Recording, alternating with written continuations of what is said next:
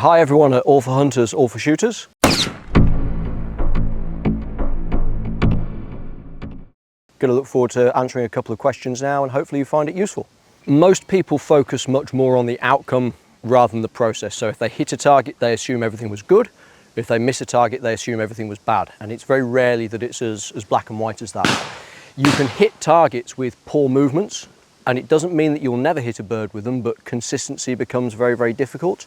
Whereas you can miss a target with a good quality move, and although you may have missed that one target, the fundamentals are good, so it becomes much easier to consistently improve, as opposed to some days you have a good day, some days you have a bad day. And if you have really poor fundamentals, you'll find the consistency and the variation is very much up and down.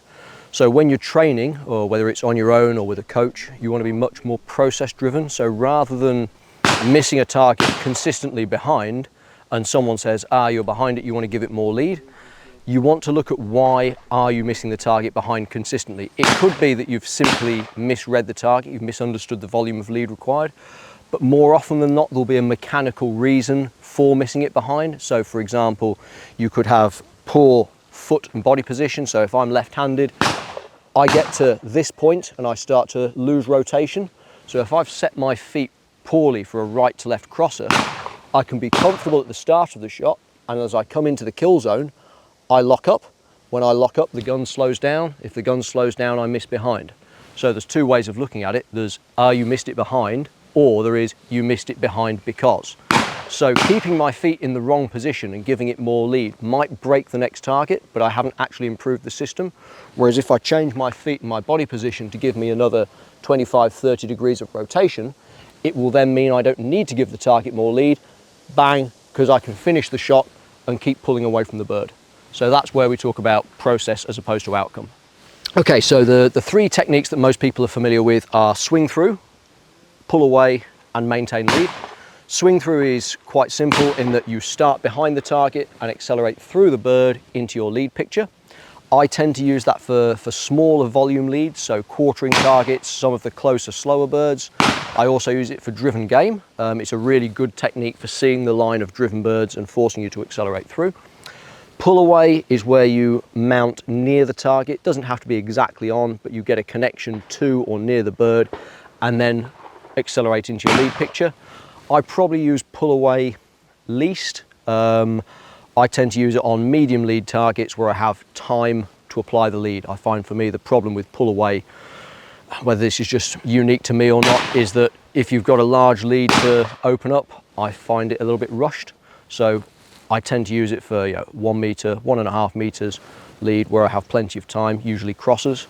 And then maintain lead where you insert in front, match the speed, and then pull the trigger. So you're never behind or on the bird, you're always at your lead picture. I personally use that on large volume lead targets and short windows. So for example, if you had a gap in the trees and you had lots of work to do in a short space of time, I wouldn't want to come from the back of the bird because it puts me under more time pressure. So I would insert in front and kind of make a shortcut into the shot.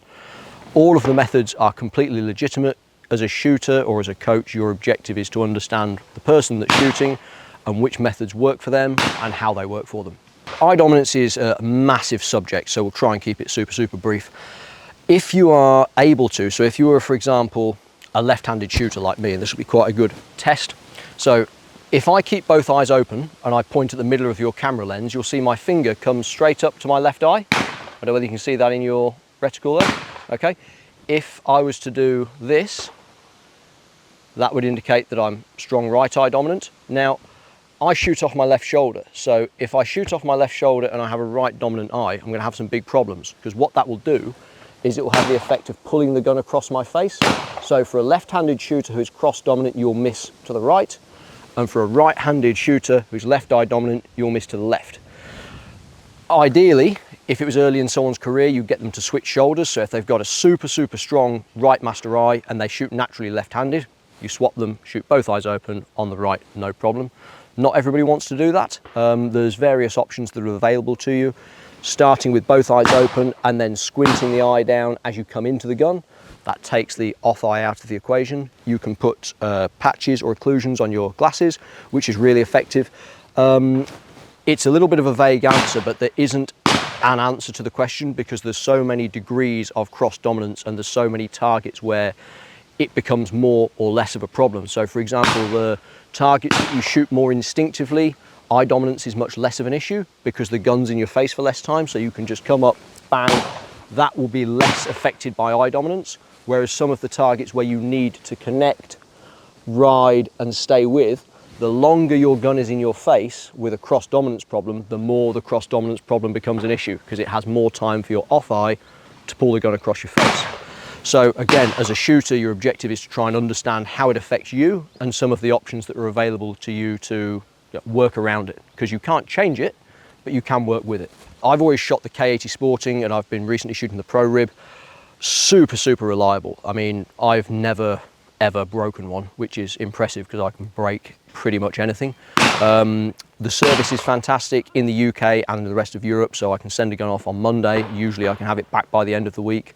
And it's like you're a member of a family. It's a really, really cool company, and I'm very proud to be associated with them.